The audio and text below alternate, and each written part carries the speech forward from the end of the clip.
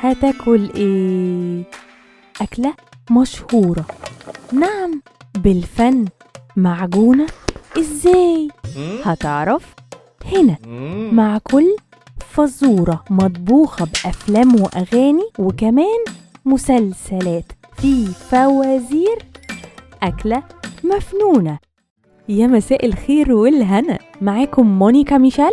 وقبل ما نعرف طبقنا الطازة عن ايه، هنعرف حل الطبق اللي كان بايت معانا من امبارح، والحل هو مسلسل نوسة وبسبوسة.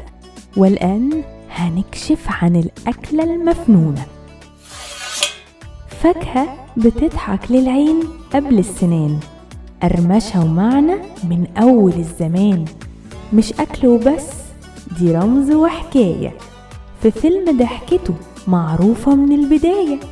بين زكريا وخفة دم ياسمين، هو كلمتين والواو في النص باين.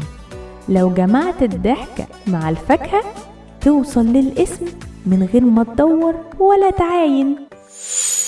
وحالا هنسيب الفزورة المفنونة وهنعرف عن أكلتنا معلومة.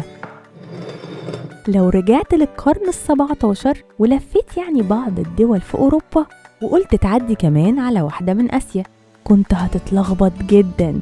ليه؟ لأن اسم الأكلة دي كان بيتقال على الفواكه المدورة عموما، مثلا كان بيتقال على الطماطم، ولو رحت فرنسا وهولندا كان بيتقال على البطاطس. أما بقى لو رحت الصين أو ألمانيا كان بيتقال على البرتقال. المهم كلها فاكهة مفيدة. ها، خمنت ايه هي بقى؟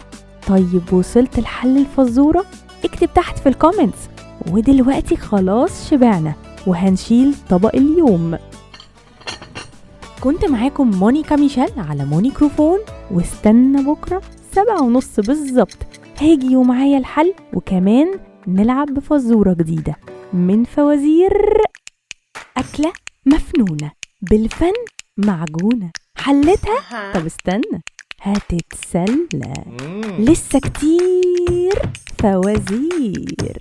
أكلة مفنونة.